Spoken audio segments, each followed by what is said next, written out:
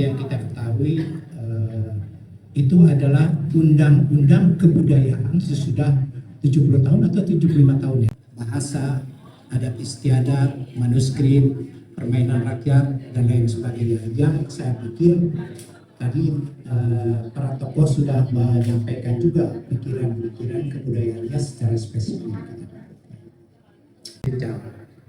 Dari mulai kabupaten kota, mas provinsi. Dari provinsi dikumpulkan di tingkat nasional, sifatnya konklusi yang akan menjadi rencana induk kemajuan kebudayaan dan strategi kemajuan kebudayaan. Dapat dibayangkan kalau misalkan seandainya data yang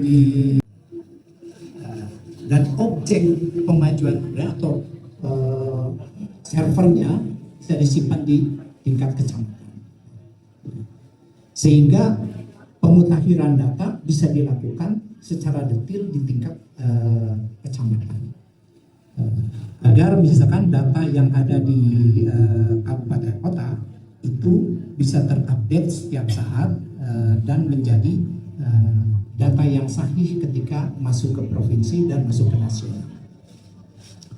Berdasarkan Perpres 115 tahun 2024, dari mulai rencana induk pemajuan kebudayaan sebagai sarana untuk kesejahteraan masyarakat, terutama melalui pengembangan ekonomi kreatif dan pariwisata berbasis budaya. 5. Memajukan kebudayaan yang melindungi keanekaragaman hayati dan memperkuat ekosistem budaya dalam konteks keberlanjutan lingkungan. 6. Mendorong reformasi kelembagaan dan penganggaran dalam mendukung pemajuan kebudayaan agar lebih efektif dan efisien. 7. Meningkatkan peran pemerintah sebagai fasilitator dan regulator dalam pemajuan kebudayaan dengan memberikan ruang bagi masyarakat untuk berpartisipasi aktif. 18 kabupaten dan 9 kota. Indeks pemajuan kebudayaan nasional Jawa Barat 51,21 atau berada di urutan 18 dari 34 provinsi di Indonesia. Kalau melihat buku yang disampaikan atau pikiran-pikiran yang disampaikan, bukan berarti SDM kebudayaan Jawa Barat itu lemah. Tetapi yang kami tahu, kebudayaan dikelola di tingkat bidang bersama-sama dengan di dalam Dinas Pariwisata dan Kebudayaan dan ekonomi kreatif. Usulannya adalah mungkin ini sifatnya nasional ya. Sebaiknya karena sudah ada kementerian kebudayaan yang atau provinsi yang sudah ada dinas kebudayaannya, misalkan Jogja atau Bali atau Riau ya, 7 ya.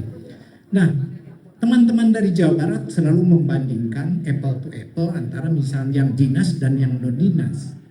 Artinya kalau misalkan posisinya di 18 dari 34 dikelola oleh bidang, masih syukur alhamdulillah Kang Anjar. Berarti kita punya kemampuan pengelolaan anggaran yang efektif, efisien. Jadi tidak bisa di situ ya. Yang ketiganya, dana kebudayaan abadi nasional sudah ada. Kalau dikelola namanya Dana Indonesia. Nah, tentu ini tidak cukup untuk seluruh Indonesia. Saya kira kementerian bisa mendorong dana abadi kebudayaan daerah, baik tingkat provinsi maupun tingkat kabupaten. Saya tidak tahu apakah misalkan proses administrasinya seperti apa, tetapi Kementerian Kebudayaan kalau mau misalkan kuat, tingkat partisipasi para aktivis kebudayaan harus dikelola melalui dana abadi yang cukup kuat ya. Gunung Padang agar bisa menjadi pembelajaran bagi generasi muda dan utamanya baik itu misalkan benda cagar budaya atau bangunan cagar budaya dan wilayah budaya bisa menjadi pembelajaran kita budaya dan agar kita tidak pada menobor.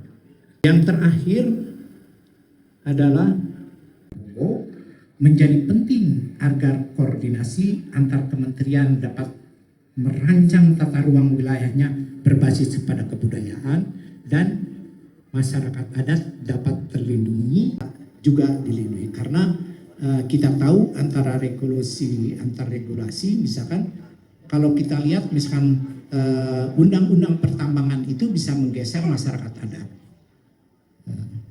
Jadi koordinasi antar kementerian menjadi penting. Itu amanat dari kami bahwa misalkan apa yang menjadi pikiran teman-teman MMS, pengarus utamaan kebudayaan menjadi penting untuk kemajuan Indonesia ke depan. Terima kasih.